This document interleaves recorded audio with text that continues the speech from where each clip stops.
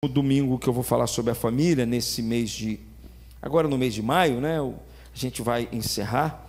E eu queria só lembrar os irmãos, justamente nós estamos falando sobre isso, né? Combatendo os inimigos da família. Falamos nisso no primeiro, o tema, no primeiro domingo nós falamos sobre um inimigo muito presente, que é a nossa carne, a nossa falta de... A carne é a nossa inclinação contrária a Deus, que está em nós. Mesmo o novo convertido, o velho homem impera nele. Então ele costuma brigar com a esposa, brigar com os filhos, perder as cordas, muitas vezes é por causa da carne, da inclinação da carne. Falamos também sobre um outro, um pouco mais sutil, que é o mundo. O mundo é o inimigo do cristão, mas também ataca diretamente a igreja, os valores do mundo, que tem desviado muito os nossos filhos. Hoje de manhã eu comentei, né, em São Paulo, esse país nosso é doido, velho. É doido o país nosso. Uma crise como essa, caminhada em São Paulo para a liberação do uso da maconha. Que país é esse, como já dizia Renato Russo? Né? Então, o que é isso, por um lado? Isso é um ataque à família. De onde é que vem isso? Isso é a carne? É uma pessoa? Não, quem está por trás? É Satanás, é o diabo que está por trás. Mas quem está mobilizando tudo isso? Por que a mídia mostra essas coisas? Por que fala que isso é bom? É o mundo, né? Então é um ataque frontal à família. E nós cremos que, de fato, o mundo, como nós aprendemos, o Senhor Jesus tem uma resposta para ele. A resposta sempre está no Evangelho, está na cruz. E domingo passado eu falei sobre o diabo, que é o que está por trás de tudo mais. E o nosso Senhor Jesus venceu o diabo, todas as artimanhas. Eu quero dizer para vocês que ele continua atacando a família, ele continua atacando as pessoas, ele continua ativo, mas nós temos uma vitória em Cristo Jesus. E hoje eu quero resumir tudo isso falando os três de uma vez, combatendo os inimigos da família, o mundo, a carne e o diabo. Quero falar que esse ataque frontal a uma família, do mundo, da carne e do diabo, começou numa investida de Satanás e começou num casal, que foram os nossos primeiros pais. Eles são para nós o modelo e o paradigma para a gente poder entender algumas coisas, como se dá o ataque dos três, mais especificamente o ataque de Satanás, mas o que vai desencadear logo em seguida vai ser o mundo e a carne, nas nossas famílias, e principalmente quais são as consequências desse ataque na nossa vida, na nossa casa, na nossa família. E nós sabemos que os nossos primeiros pais, eles não tinham o mundo atrás deles, eles não tinham a carne os empurrando, eles tinham Satanás sustentando. Mas logo após isso, o que vai acontecer é que vão levantar dois aliados para Satanás, que é o mundo e a carne. Vão se tornar os seus aliados na luta na investida contra a família, contra o homem, contra Deus e contra tudo mais. Então, antes de Deus, só lembrando os irmãos, antes de Deus instituir o casamento, ele deixou algumas ordens para aquele casal, para Adão e Eva, dizendo para eles, vocês vão cuidar da terra, vocês vão cultivá-la, vocês vão fazer tudo isso que eu estou pedindo para vocês, eu estou dando isso para vocês. Vocês aí são a minha imagem e a minha semelhança, e vocês, a partir disso tudo, para que a gente possa se relacionar, eu quero que vocês me obedeçam. Porque se vocês não me obedecerem, situações desastrosas vão acontecer na vida de vocês e na vida dos seus filhos. Se você perceber, depois da entrada do pecado do mundo, primeira coisa atacada foi a família, porque um irmão matou outro irmão. Foi assim de cara, não teve muito problema não. De cara, um irmão matou outro irmão, de cara. A gente encontra isso. Mas eu quero pensar com você num texto que vai nos ajudar a pensar a investida dele no primeiro casal, que era um casal que ele tinha toda a condição que eu e você não temos. Eu sou inclinado ao pecado, a minha carne me empurra ao pecado, eu sinto prazer pelo mundo. Eles não tinham nada disso, mas eles tropeçaram, eles caíram. Imagine a gente. Por isso que é bom a gente perceber qual é a resposta para os nossos dias com esses ataques com respeito à família. E aí eu convido você a ler comigo Gênesis, capítulo de número 2, versículos 15 a 17. Nós vamos começar por aqui. Aqui a gente vai começar a entender algumas coisas, antes de tudo. Eu vou ler o 15, os ímpares, leia o par, por favor. Tomou, pois, o Senhor Deus ao homem e o colocou no jardim do Éden para o cultivar e o guardar.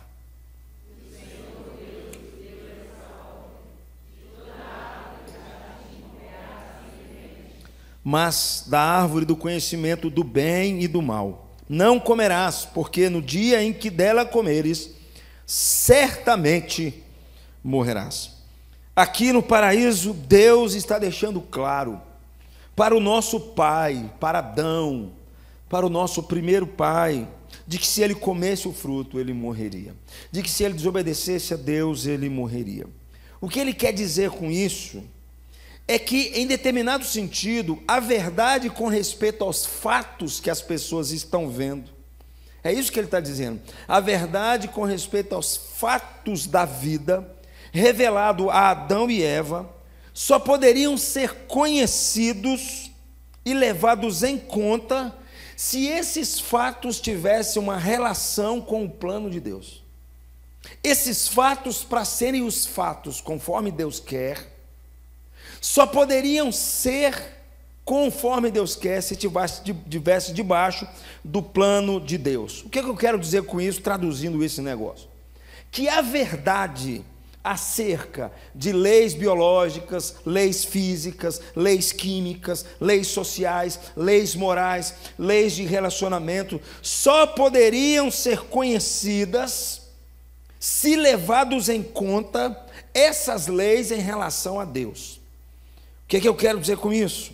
Que a verdade acerca do que é ser homem, do que é ser mulher, do que é ser um pai de família, do que é ser um filho, do que é ser um marido, do que é ser uma esposa, só podem ser conhecidas se levados em conta na sua relação com o plano de Deus. O que eu quero dizer com isso? Que a verdade acerca da política, dos negócios, do casamento, do corpo, da sexualidade, da masculinidade, da feminilidade, só podem ser conhecidas se levadas em conta na sua relação com o plano de Deus. Ele disse assim: se você me desobedecer, você vai morrer. A realidade dos fatos só podem ser conhecidas se levadas em conta o plano de Deus. A verdade sobre como criar os filhos, como desfrutar de um casamento que você se alegra no seu casamento, como você ser um jovem pleno, como você ser um filho que respeita os seus pais, só podem ser conhecidas se levadas em conta na sua relação com o plano de Deus. É isso que ele está dizendo aqui para nós. É isso. Tudo o que vai acontecer daqui para baixo só tem sentido e nexo se tiver debaixo do plano de Deus, porque é o plano de Deus que faz com que todos os fatos criados, todas as coisas criadas por Deus, casamento, trabalho, família, educação, política, negócios, estética, sociedade, governo, essas coisas, fatos criados da vida, só tem sentido e nexo, só são o que são porque Deus disse que são. Só são o que são porque Deus criou. Só são o que são porque Deus colocou as coisas em ordem e disse: vai ser assim, é desse jeito. E se você me desobedecer, vai acontecer alguma coisa que vai abalar todas essas estruturas. As coisas vão deixar de ser do jeito que eu quis que fosse se você me desobedecer. Ou seja, tudo vai ser conforme Deus quer se estiver debaixo do plano de Deus. Meus irmãos, por trás de toda a atividade humana, é o plano de Deus que tem o controle completo. É bom dizer, meus irmãos, que o plano de Deus, todo o plano de Deus, todo ele, sempre está de acordo com a natureza de Deus. Deus é bom, Deus é santo, Deus é justo, Deus é sábio, Deus é poderoso, e o seu plano está de acordo com a sua própria natureza. Por isso que a decisão dos nossos pais em se voltarem contra Deus não seria simplesmente uma pequena tragédia, seria uma tragédia que afetaria todas essas questões da vida. Tudo afetaria. É bom dizer isso. É bom dizer que Deus e o seu plano para que as coisas andem bem, isso tem que estar debaixo do plano de Deus. E a gente percebe que depois do casamento, quando Eva se encontra sozinha, Satanás faz uma investida contra ela. E o que nós vamos ver é que a boa criação de Deus, o mundo, que nós vamos ver que a nossa própria natureza, a nossa carne, se tornam, por um lado, aliados, cooperadores, parceiros de Satanás, em determinados sentidos. Tudo isso para agir contrário ao plano de Deus. Em determinado sentido, é para agir contra o próprio Deus. Meus irmãos, entendam uma coisa: quando você olha uma lei, seja ela qual for, pega uma lei física lá, a lei da gravidade, há por trás daquela lei um Deus que a fez e a ordenou para que fosse daquele jeito.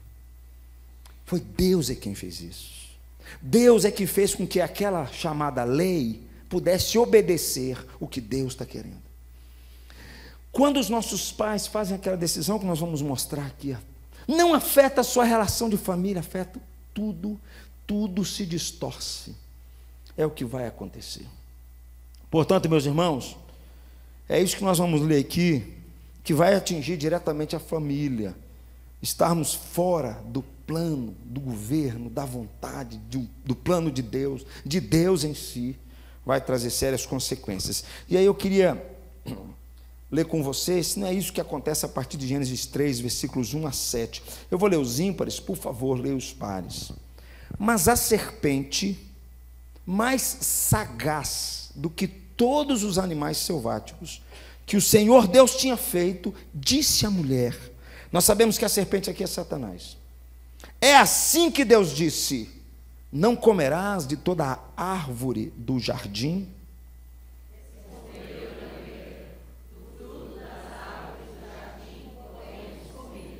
Mas do fruto da árvore que está no meio do jardim, disse Deus, dele não comereis, nem tocareis nele, para que não morrais.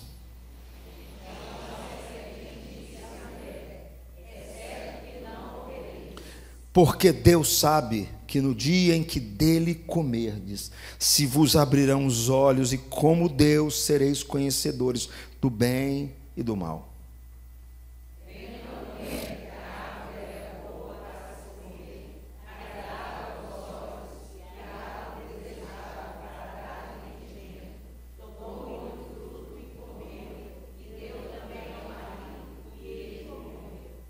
Abriram-se então os olhos de ambos, e percebendo que estavam nus, coseram folhas de figueira e fizeram cintas para si. Eu creio que Satanás continua fazendo isso ainda hoje. Sabe por quê? Porque ele agiu do mesmo jeito contra Jesus no deserto. Ele fez a mesma investida contra Jesus. E agora, como eu disse no começo, ele tem alguns aliados que ele também se utiliza. Ele se utiliza do mundo e se utiliza também da nossa carne para fazer um ataque que se torne ainda mais mortal. É muito importante, meus irmãos, que nós compreendamos assim, porque nós vamos ver que a resposta de Deus para tratar sobre isso, a resposta de Deus é algo tão grandioso, tão sublime, tão maravilhoso, tão extraordinário, que o que Deus quer de nós é que Ele fale assim: vale a pena você viver a sua vida debaixo do plano de Deus. Vale a pena você sujeitar toda a sua vontade, tudo que você quer, debaixo do querer e da vontade de Deus. O que nós vemos nesse texto aqui de forma clara é que, em determinado sentido, foi um ataque à palavra de Deus. Era isso que Satanás está atacando. E não se iluda, meu irmão.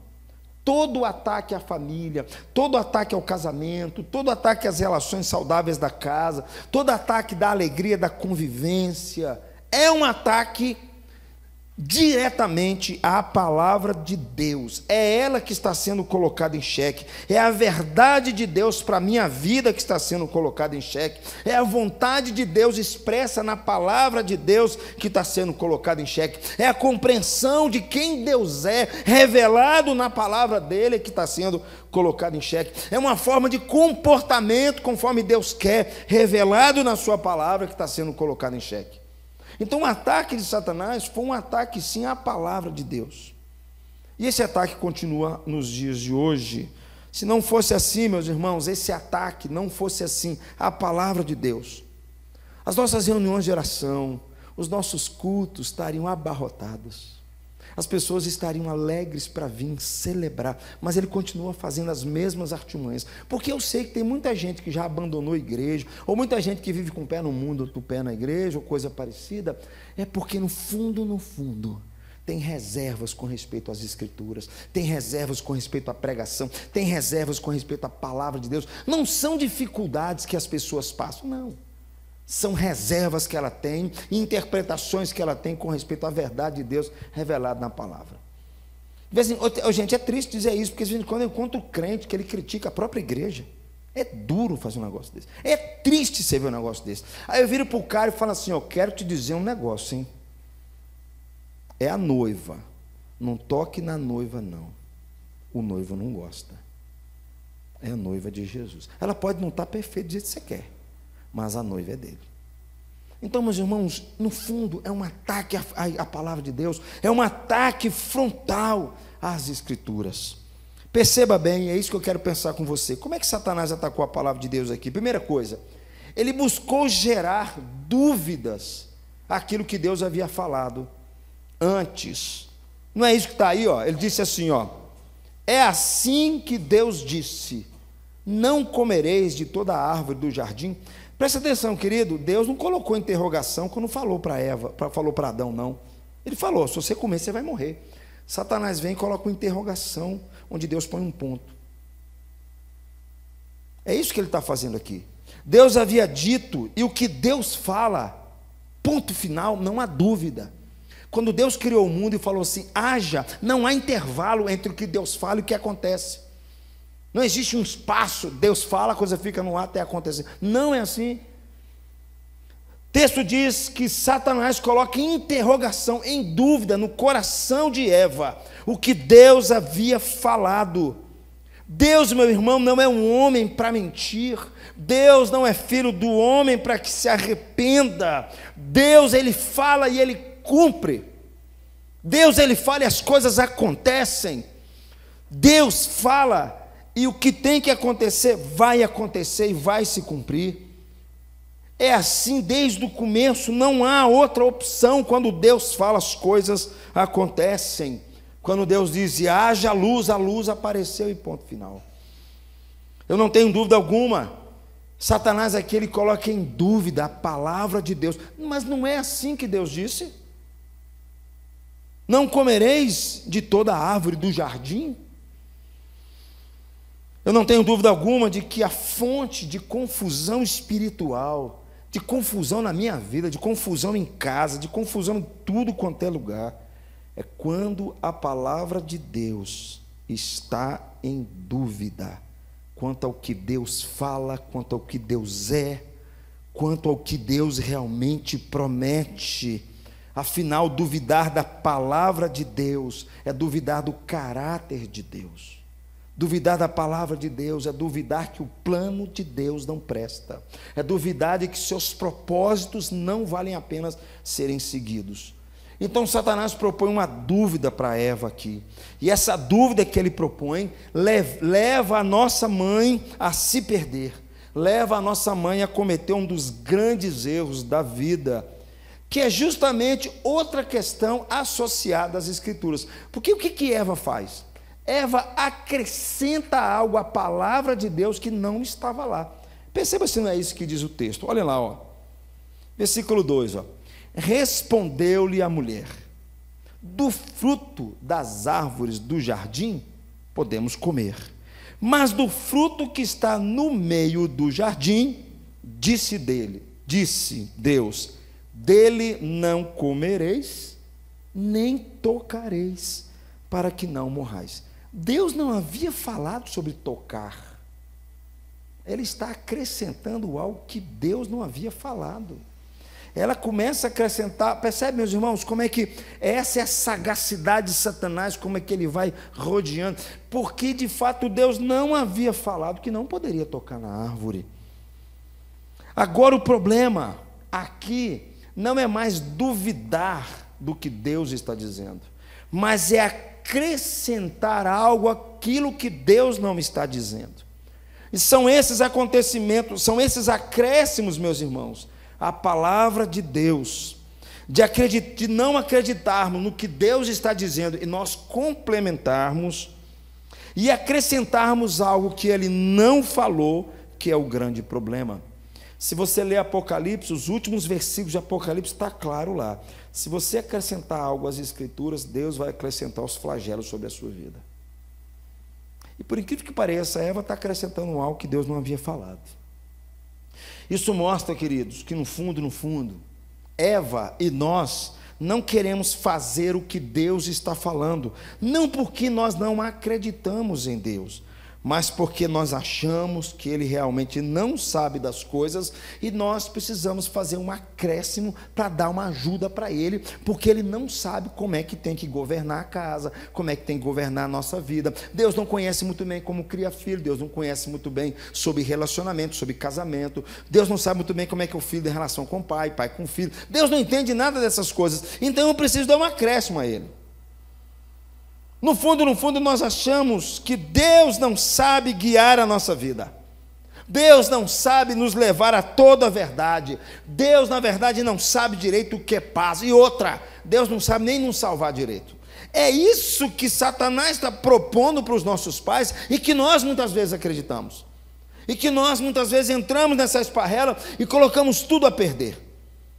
Precisamos dar uma mãozinha para Deus. Afinal, a palavra dele não é toda suficiente, a palavra dele não é totalmente confiável, afinal de contas, eu preciso ajudar. Eu tenho bons exemplos dessa verdade em nossa vida, em nossa casa. Por exemplo, meus irmãos, a família está enfrentando um conflito, o pai não tem mais tempo para os filhos, porque o pai está trabalhando demais, está se envolvendo nos seus negócios, e não tem mais tempo para pensar, para perceber os seus filhos, o tempo dele é muito curto. Não é verdade? E aí ele entra nesse sistema como um todo. Deus em sua palavra diz de forma clara assim: pai, você tem que ensinar o seu filho, você tem que caminhar com ele, você tem que gastar tempo com ele. É assim que a Bíblia diz. Nós falamos aqui no domingo, né? Você ensina com ele de manhã, de tarde, de noite, sobre a palavra de Deus. Ensina a criança no caminho que deve andar. Quando for velha, não se desviará dele. Isso precisa de tempo, isso precisa de caminhar juntos. O pai ouve uma palavra dessa, ao invés dele se arrepender diante de Deus e mudar, e voltar a viver conforme Deus está querendo, mudar a sua atitude perante os seus filhos, o que é que ele faz? O pai então resolve encher os seus filhos de presente, começa a prometer um monte de coisas para aquele menino. Sabe o que é isso por um lado? Isso por um lado é porque eu não creio de fato na palavra de Deus. Eu acho que eu preciso ensinar para Deus como criar filho, porque Ele não sabe. Ele não sabe direito como é que são as coisas. Ele está precisando de uma ajuda minha. É como se eu estivesse dizendo para Deus assim, que Ele não sabe nada sobre criação de filhos. Eu sei como é que é criar filhos, então Deus não pode atrapalhar no meu projeto maior. E é isso que acontece, meus irmãos. Como já aconteceu com várias famílias. Aquele menino cresce. Muitas vezes está envolvido com droga e os pais nem sabem. Eu perdi um primo assim com 12 anos. Menina, eu ficava até invejoso com o menino, porque eu gostava, sabe assim, porque ele era um cara quietinho, senão um cara agitado. Eu ia na casa deles. Quando o pai descobriu, o menino já estava envolvido com droga, vendendo droga, foi morto com mais de 20 tiros, envolvido com tráfico, ficou preso em Vitória, uma confusão danada, uma dor tremenda para a família. Meus irmãos, isso é sério. Quando o ser humano, quando nós inventamos de acrescentar algo àquilo que Deus está dizendo, a gente abrir os nossos ouvidos e falar assim: Deus, é isso aqui. Eu estou precisando descansar. A tua palavra fala que eu preciso descansar. Não é isso que a palavra de Deus não fala. Mas eu não tenho tempo para descansar porque eu tenho que ganhar muita grana mesmo. E aí vamos jogando para fora e a nossa família vai sofrendo. Sabe por quê? Nós estamos acrescentando algo àquilo que Deus está dizendo. Isso é sério, meus irmãos. Isso é sério. O diabo está por trás armando tudo isso, encantando os nossos olhos, dizendo assim: mas a coisa não está indo bem. Satanás, queridos, ele continua usando não só dúvidas, mas ele continua colocando condições para que nós desconfiemos da palavra de Deus, daquilo que Deus está falando em sua palavra, e mais, que nós acrescentemos algo, quando Deus, na verdade, muitas vezes, queridos, nos manda orar, nos manda jejuar, nos manda buscar Deus. O que nós fazemos? Nós falamos assim: ó Deus, eu sei que essas coisas são importantes, mas eu acho que eu preciso fazer outras coisas mais aqui. Meus irmãos, foi assim com nossa mãe, é assim nos nossos dias, e assim continua.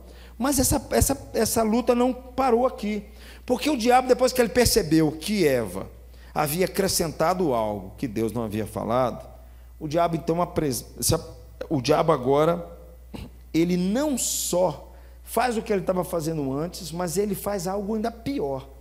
Ele desmente a palavra de Deus e ele distorce a palavra de Deus completamente. Olha o que diz o texto aí, ó. Diz assim, ó: então a serpente disse à mulher, a serpente aqui é Satanás, é certo que não morrereis. Percebe? Ele desmente o que Deus estava dizendo, porque Deus falou: se você comer, você vai morrer. Ele já afirma agora, dizendo: é certo que você não vai morrer, porque Deus sabe que no dia em que dele comerdes, se vos abrirão os olhos, e como Deus sereis conhecedores do bem e do mal. Percebe, meus irmãos? Ele desmente o que Deus falou, e ele distorce o que Deus falou, porque de fato, seus olhos se abrirem, se tornarem como Deus. Meus irmãos, como Deus eles já eram a imagem e a semelhança de Deus. Então ele distorce as escrituras, ele distorce o que Deus está falando. Deus havia dito que morreria, e a sua palavra é a verdade final. Para piorar ainda, ele distorce tudo. Creio que várias pessoas e suas famílias, meus irmãos, estão vivendo tempos difíceis em suas vidas, porque o diabo e o mundo estão distorcendo as escrituras, estão desmentindo as escrituras para a vida das pessoas. Satanás continua distorcendo a palavra de Deus, a verdade de Deus. Quando um pai de família acredita erradamente em vários conceitos, em várias ideias, e leva isso até as últimas consequências, porque a palavra de Deus está sendo distorcida. Meus irmãos, eu vou dizer um negócio para você que me dói o coração. De vez em quando eu vejo aí no carro, aí, Deus é fiel, tudo posso naquele que me fortalece, Deus é meu Pai. Ninguém está pensando bem no que o texto significa. As pessoas estão pensando em se beneficiar com aquele texto, e botar Deus numa encurrada, empurrar Deus e falar assim: não, o senhor tem que me abençoar, porque o senhor tem que ser fiel comigo em todos os jeitos. E aí as pessoas vão acreditando nessas coisas, essas verdades da palavra de Deus vão sendo distorcidas, isso vão trazendo dificuldades para dentro da casa. Quando pensa que não, o cara vende o carro, vende a casa. Quando pensa que não, o cara toma uma decisão maluca, põe todo mundo em enrascada, porque acredita em mentiras que são ensinadas e distorcidas continuamente. Satanás continua destruindo famílias, distorcendo as escrituras, quando ele muitas vezes incute dúvidas na cabeça de um adolescente sobre a sua sexualidade, sobre o que a Bíblia diz de forma muito clara para ele: filho, você é homem, e como já dizia Ney Mato Grosso, homem com H, você é um homem, menino. Aí começa a gerar dúvida na cabeça dele: será que é? Todos os fatores levam à conclusão de que ele é homem, mas ele, será que é? O diabo continua distorcendo, o diabo continua desmentindo as escrituras, usando esses recursos para levar as pessoas e trazer muitos problemas para dentro de casa. Famílias que choram quando veem situações como essa, jovens que choram porque entram nessa enrascada e acreditam nessas mentiras, e a família sofre, as pessoas sofrem. Ele distorce as escrituras, queridos. Ele desmente quando ele diz que não tem problema algum se eu e você gastarmos tempo com você mesmo, comigo mesmo, se você cuidar de você, se você só pensar em você, nos seus negócios, se você gastar tudo que você tem com você mesmo, Deus começa a se tornar irrelevante para a sua vida. Ele distorce as escrituras e mente. Meus irmãos, isso é sério, porque isso é a causa de grandes problemas que enfrentamos conosco e na nossa casa. E o diabo continua fazendo isso. A investida de Satanás é dizer assim: não adore a Deus, me adore. Não busque a Deus, me busque. Não ame a Deus, me ame. É assim que ele vai passando, vai tentando atingir a nossa casa, vai tentando atingir a nossa vida. Essa é para mim, querido, uma das grandes preocupações hoje, sabe por quê? Porque confesso a vocês, quando eu ligo os programas de televisão e aquelas coisas todas lá, com aqueles pregadores, eu fico de cabelo em pé. Porque como eles distorcem as escrituras de Ardele, como eles distorcem as escrituras, como eles estão mentindo, como eles estão usando as escrituras para iludir as pessoas, para surrupiar do seu dinheiro, para sugar da sua fé e do seu tempo. Um dia desse eu vi na televisão, um cara colocou assim, pegou aquele texto de Joel, que diz assim: diga ao fraco, eu sou forte. E aí todo mundo deveria repetir: diga ao fraco, eu sou forte. Todo mundo saiu de lá: diga ao fraco, eu sou forte. Diga ao fraco, eu sou forte. Até aí tudo bem, porque até eu falei: digo fraco, eu sou forte. Digo fraco, eu sou forte. Até eu falei, coisa boa. Aí soltou uma propaganda lá: digo fraco, eu sou forte. Digo fraco, eu não penso que não. Um carrão do ano, uma casa com piscina. Eu falei assim: que é isso, rapaz? Eu falei assim: meu Deus do céu, meu Deus, como é que nós estamos? O texto não está falando isso. Não está fazendo referência a nada disso. Estão distorcendo as escrituras, meus irmãos, levando milhares de pessoas a acreditarem em mentiras e ilusões. Estão gastando seu tempo, seu recurso, ao invés de viverem conforme Deus quer, dentro da sua casa, junto aos seus filhos, junto à família, vivendo debaixo dos cuidados de Deus. Isso é sério, meus irmãos. Satanás continua agindo dessa forma. Após a palavra de Deus ter sido duvidada, meus irmãos, ter sido acrescentada, ter sido desmentida, ter sido distorcida, o texto nos diz que Eva não se deu conta da sagacidade de Satanás, da perspicácia de Satanás. Eva então se deixou levar pelo que ouviu e viu. Então o texto vai nos dizer que o que aconteceu com ela e o que ela fez, na verdade, é que ela não deu mais ouvido àquilo que Deus havia falado. Olha o que diz o versículo 6, por favor, leia comigo, do capítulo 3 que nós lemos. Diz aí, vamos comigo, vendo a mulher que a árvore era boa para se comer, agradável aos olhos, e árvore desejável para dar entendimento, tomou-lhe do fruto e comeu, e deu ao marido, e ele comeu. É bom nós lembrarmos aqui, meus irmãos, que o caráter de Deus está em jogo, porque a sua palavra foi falada. Se a sua palavra é distorcida, é o próprio caráter de Deus que está em jogo. Deus não seria quem Ele realmente afirma ser, se os nossos pais desobedecessem. Olha o versículo 7, o que é que diz, logo abaixo: abriram-se então os olhos de ambos, e percebendo que estavam nus, cozeram folhas de figueira e fizeram cintas para si. A partir daqui, eu não vou entrar nesse detalhe, se você continuar lendo o texto, isso vai atingir 4 áreas, ou melhor, vão ser 4 relações que vão ser afetadas diretamente pela desobediência dos nossos pais. E eu sei que é isso que você enfrenta na sua casa. Essas 4 relações estão sempre presentes, porque elas foram afetadas. É bom dizer aqui, meus irmãos, que está essa forma clara, a fonte de traumas, de conflitos, de confusões que vivemos, a fonte está aqui, logo em seguida. Primeira relação que é atacada, a nossa relação com a gente mesmo. O texto vai dizer, no capítulo 3, versículo 8 e 10, que eles passaram a sentir medo, eles viram que eles estavam nus, tiveram vergonha. A relação também com o outro foi atacada, porque Adão acaba acusando a sua mulher, a mulher que tu me deste. Eles passaram a se acusar mutuamente, problemas no casamento, problemas no relacionamento. Se você ler o texto anterior, quando Deus celebra o casamento dos dois, Adão está tão encantado com ela, que ele faz até uma poesia: tu é osso do meu osso, carne da minha carne. Esse menino está apaixonado, gente. Olhou para aquela moça: nossa, que moça bonita, casar com a moça, Deus abençoa. Mas você vira uma folha, a mulher, a culpa é dela. Aqui é o problema de relacionamento com o outro, queridos. Nossa relação com o mundo, com o cosmos, com as coisas criadas. O texto nos diz que a terra passou a produzir cardos e abrolhos. A terra passou a gemer pela entrada do pecado do mundo. E o homem teve que, do suor pão, comer ali, dificuldades agora. Quarta relação que é destruída, a nossa relação que é abalada, a nossa relação com Deus. O texto nos diz lá no versículo 23, 24, capítulo 3, que Deus lançou os nossos pais para fora do Éden.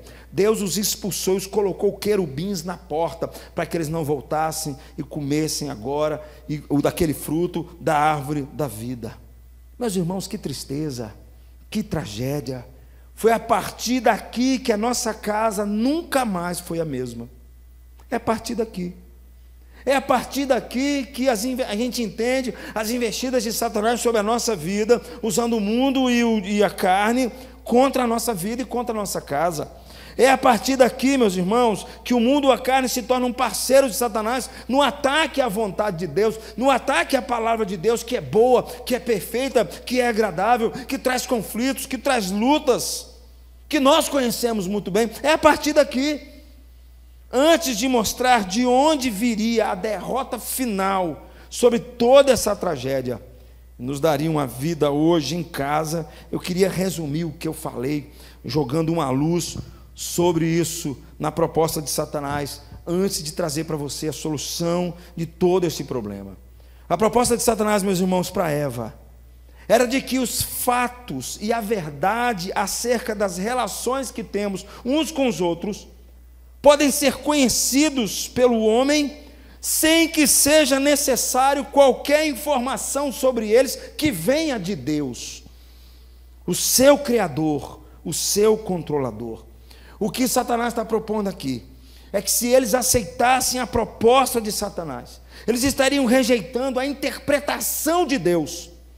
Eles estariam rejeitando as interpretações de Deus sobre o futuro, sobre as nossas relações futuras, e com isso estariam apenas se apoiando no poder do seu próprio pensamento. É isso que Satanás está propondo.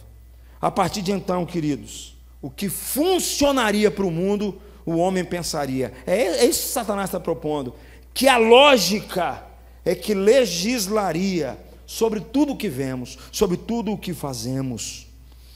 Seria a lógica que dirigiria o bem e o mal. Seria a nossa lógica que nos ensinaria como criar os filhos, como nos relacionar, como tratar dos nossos negócios, como relacionar com o próximo. Satanás está propondo assim: você não precisa recorrer a Deus para nada. Você pode usar os seus próprios recursos, a sua própria capacidade para você gerir sua casa, para você cuidar da sua vida. Essa é a proposta de Satanás. Use o seu próprio raciocínio, a sua própria capacidade lógica. Não é muito moderno isso, meus irmãos? Extremamente moderno. Extremamente moderno. Quando o homem de fato não dá ouvido o que Deus está falando, para como vivemos, como para onde vamos e para tudo mais. Não é difícil a gente imaginar de onde nasceu tantas situações que afetam a nossa casa, que dão tanto problema quando nós damos vazão à nossa carne e ouvimos o mundo. Não é difícil a gente saber, por exemplo, de onde é que surgiu o machismo, o autoritarismo dentro de casa, a anarquia por parte dos filhos, o desejo do homem, ao invés de ter uma mulher, ter várias mulheres, a prostituição, a inversão de papéis. Não é difícil. Sabe por quê? Tira Deus do centro e põe o homem com a sua lógica. Tira Deus do centro e põe o homem com a sua vontade. Tira Deus do centro e não faz com que o homem se sujeite ao plano de Deus. É isso que dá. É assim que nós vivemos, queridos. Foi assim desde o começo da história. De onde é que surgem essas ideias, essas ideologias? É porque o homem assume o lugar que pertence a Deus e diz: a partir de agora eu sei controlar, com o uso da minha razão, do meu raciocínio. Queridos, presta atenção. Eu não tenho dúvida alguma que Deus, o plano de Deus, é até para o governo, é para a educação, é para a saúde, é para todas as áreas da vida, para os negócios. É nós que reduzimos Deus só para dentro do templo, mas Deus tem a sua lei em todas as áreas da vida, e Deus quer que nós possamos ouvir isso. Deus quer que nós nos sujeitemos a isso. As pessoas sofrem, queridos. As nações sofrem, famílias sofrem por causa disso. Quando de fato o homem que se coloca no lugar e fala: é a minha lógica que manda, é a minha forma de pensar que manda, é o meu jeito que manda. Quando os nossos pais, meus irmãos, eles caem na fala de Satanás, eles estão dizendo para Deus que o que Deus disse que aconteceria se eles comessem do fruto que Deus havia proibido, eles estão dizendo para Deus: isso não vai acontecer. É isso que eles estão falando. O que o Senhor falou não vai acontecer mais, que a palavra de Deus não seria mais confiável, porque confiável mesmo seria a vontade do homem, seria a sua lógica, seria a sua razão tão somente. Nossos pais tiveram que escolher entre aceitar a mente divina e a sua própria mente, entre aceitar a verdade de Deus acima de tudo mais e aceitar a sua própria verdade e a sua própria mente como fonte de verdade para aquilo que é e para aquilo que não é. Deus, meus irmãos, fez o homem e fez a mulher para que eles pudessem ser servos, voluntários de Deus, e que eles se encontrassem nessa relação entre Deus e o homem, prazer. Quando o homem se colocasse debaixo, em obediência a Deus, o homem ia encontrar prazer, encontrar alegria nessa obediência, encontrar, ele olhar para fora e perceber como delicioso é de fato me colocar debaixo da vontade de Deus, e a gente viver isso nos nossos relacionamentos. Se eles fossem, queridos, obedientes à vontade de Deus, eles obteriam resultados verdadeiros, que os controlaria e direcionaria a sua vida segundo a vontade de Deus. Mas quando eles rejeitam o governo de Deus, quando eles rejeitam a supremacia da vontade de Deus, o que sobra só é a sua vontade. O que sobra, na verdade, é um eu inflado, autônomo, que não precisa de Deus para consultar a Deus em absolutamente nada. Querido, sabe onde é que isso atinge? A vida moral. A vida moral. Porque a palavra autônomo significa que o homem, ele cria uma lei para si mesmo. Ele é referência para ele do que é e o que não é. Queridos, é isso que está acontecendo no século XXI e sempre aconteceu.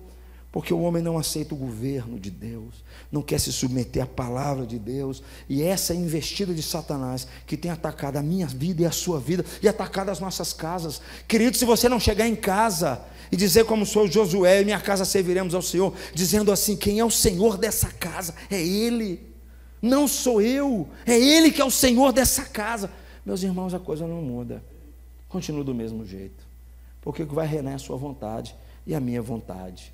E aqui, onde é que estaria a saída para a gente caminhar para o final? Onde é que nós poderíamos saber que mesmo a gente vivendo no mundo, nós não somos do mundo, como Jesus disse, que apesar da nossa carne, nós podemos andar no Espírito, como o apóstolo Paulo disse, e que mesmo Satanás seja o príncipe deste mundo, ele foi derrotado, ele foi amarrado. É isso que acontece quando Deus começa a ter que lidar com uma família falida espiritualmente, porque Deus teve que lidar com aquele casal. Eu fico tentando imaginar, meus irmãos, assim, eu não sei se vocês já tiveram a oportunidade de vocês verem um quadro muito bem pintado, essas obras de arte muito bem feitas, a gente fica sem voz, não é verdade? Aí, o que aconteceu é que aquele quadro tão lindo, tão bonito, se transformou num carro todo batido e amassado, depois que o pecado entrou. É assim que as pessoas passaram a viver, a partir dessa decisão dos nossos pais. A Bíblia nos diz que eles passaram a ser mortos espiritualmente. Deus então faz questão de apontar a saída para ele, e a saída está no versículo 15, eu queria que você pudesse ler comigo, Gênesis 3,15, vamos comigo, ó. Porém, inimizade entre ti e a mulher, entre a sua descendência e o seu descendente, este te ferirá a cabeça, e tu lhe ferirá o calcanhar. Vários teólogos são unânimes em dizer que aqui está o embrião da mensagem do Evangelho, aqui está o embrião do Evangelho, aqui está o primeiro Evangelho que é anunciado. Da mulher viria um que esmagaria a cabeça de Satanás, colocaria Satanás debaixo dos seus pés. As pessoas acham que quem governa esse mundo é Satanás. Não é Satanás, é Jesus que governa, queridos. Presta atenção nisso, queridos. Se você estiver enfrentando um problema na sua casa, presta atenção, as piores lutas que tiver, Jesus venceu na cruz, queridos. Venceu com o seu sangue, meu irmão. É isso que está nesse texto aqui. Eu fico encantado quando eu leio sobre o Senhor Jesus, quando Ele veio aqui, Ele começou a ensinar, nos seus primeiros passos, Ele entrou na sinagoga, abriu as Escrituras e diz: o Espírito do Senhor está sobre mim, porque Ele me enviou a evangelizar os pobres, Ele me enviou para libertar os cativos, abrir vista aos cegos e apregoar o ano aceitável do Senhor. Fechou as Escrituras e disse: hoje se cumpriu esse texto que está aqui. E logo em seguida Jesus começa o seu ministério entre homens e mulheres. E o que me encanta é que você vai encontrar várias situações assim. Jesus, ele pega um homem possesso de mais de 600 demônios. E o texto diz de forma clara: aquele homem não vivia na casa dele. Aquele homem não vivia em sociedade. Quando Jesus o liberta, o texto diz: foi para a sua casa, para junto dos seus. É isso que Jesus veio fazer. Jesus, ele ressuscita uma adolescente de 12 anos. E depois que Jesus ressuscita essa moça de 12 anos, essa adolescente de 12 anos, ela entrega essa moça aos seus pais. Jesus, ele se sentou. Aquele que estivera morto, o texto nos diz, ele restitui a sua mãe. Quando Jesus, ele está uma multidão seguindo Jesus, passa na cidade de Naim, sai um cortejo, um monte de gente, uma mulher carregando o seu filho em lágrimas, uma viúva. Jesus olha para aquela criança, para aquele jovem, ressuscita aquele jovem, e o texto diz que ele devolve a sua mãe. Perceba, queridos, a iniciativa de Jesus para abençoar as nossas casas, para que a gente possa viver em família. Ele veio para libertar as pessoas, para restaurar tudo. Sabe para quê? Para que a gente possa ter a alegria de viver em família. Há um outro texto em Mateus 9, que Jesus, ele curou um homem paralítico, e esse homem foi trazido pelos seus amigos num leito, né? Aquele texto que diz que eles sobem no telhado, abrem um buraco e colocam na presença de Jesus. O texto diz assim: Jesus se volta para aquele homem e fala assim: levanta-te, toma o teu leito e vai para a tua casa. É isso que Jesus veio fazer. Ele veio restaurar nossa casa também. Ele veio restaurar o homem, restaurando o homem, o colocando novamente em família. É isso que ele veio fazer. Mas a resposta central estava na cruz. Foi na cruz que o descendente foi ferido. Foi na cruz que ele foi ferido. Mas na cruz ele esmagou a cabeça de Satanás. Jesus, no terceiro dia, ressuscitou dos mortos. Ele venceu o maior de todos os nossos inimigos, aqueles que nos atacam e aqueles que atacam a nossa casa. E aqui, meus irmãos, quando o apóstolo Paulo, um homem transformado pelo Evangelho, transformado pelo encontro que ele teve com Jesus, um homem religioso, mas um homem duro de coração, um homem que difícil de entender, mas o Senhor Jesus trabalhou no coração dele. Quando o apóstolo Paulo, ele escreve uma carta a Tito, e ele vai dizer para Tito o que Deus realmente fez por meio de Jesus na sua morte. Ele fica evidente ali de que Jesus venceu sim o mundo, a carne e o diabo. Eu quero que você pudesse ler comigo esse texto, todo ele. Vamos lá? Pois nós também outrora éramos nécios, desobedientes, desgarrados, escravos de toda sorte de paixões e prazeres, vivendo em malícia e inveja, odiosos e odiando-nos uns aos outros. Quando, porém, se manifestou a sua benignidade de Deus, nosso Salvador, e seu amor para com todos, não por obras de justiça praticadas por nós, mas segundo a sua misericórdia, Ele nos salvou mediante o lavar regenerador e renovador do Espírito Santo, e que Ele derramou sobre nós realmente, por meio de Jesus Cristo, nosso Salvador, a fim de que, justificados por graça, nos tornemos seus herdeiros, segundo a esperança da vida eterna. Paulo está dizendo, quando eu era escravo do pecado, Paulo está dizendo, quando eu era escravo de toda sorte de paixões, quando eu vivia desgarrado, Quando eu vivia longe, Paulo está dizendo, eu vivia odiando, odiado e odiando uns aos outros. Não havia convívio, não havia relacionamento, mas a graça me alcançou. É isso que Paulo está dizendo. Porque o Evangelho, queridos, é o poder de Deus para salvar todo aquele que crê. Foi a mensagem da cruz que mudou famílias, mudou pessoas inteiras, reconciliou filhos com seus pais, resgatou jovens perdidos e os colocou, esses meninos, na presença de Deus. Foi o Evangelho que transformou prostitutas, pedófilos, homossexuais, adúlteros, mentirosos, e os colocou em família, e os colocou na sua casa novamente. Foi esse esmagar, querido, da cabeça da serpente, por meio do nosso Senhor Jesus, por meio da sua vida, por meio da sua obra, por meio da sua morte, por meio da sua ressurreição, é que nos criou a possibilidade de que, de fato, maridos podem amar as suas esposas como Cristo amou a sua igreja e se entregou por ela. É só assim, por causa daquilo que Cristo fez, que esposas se submetem aos seus maridos, assim como Jesus se submeteu de forma livre à vontade do seu Pai. É por meio da cruz, queridos, quando as pessoas se rendem à mensagem da cruz, que um pai cuida dos seus filhos, tem tempo de ficar com eles, que os filhos honram seus pais, que os filhos dão maior valor aos seus pais, que os filhos aprendem a pedir perdão aos seus pais, que os seus pais aprendem a pedir perdão aos seus filhos.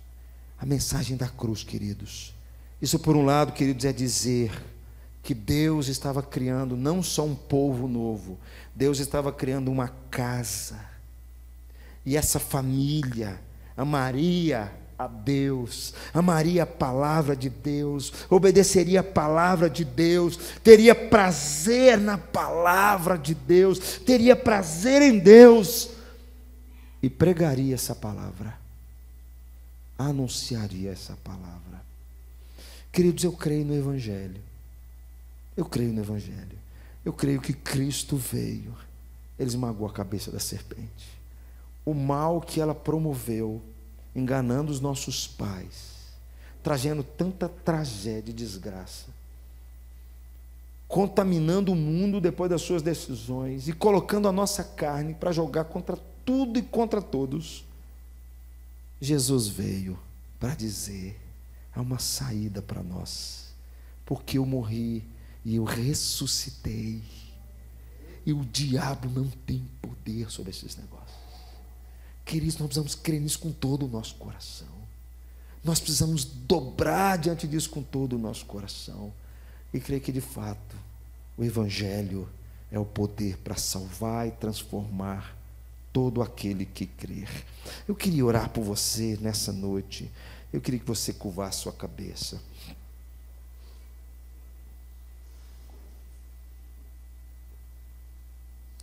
Eu queria dar um tempo para orar.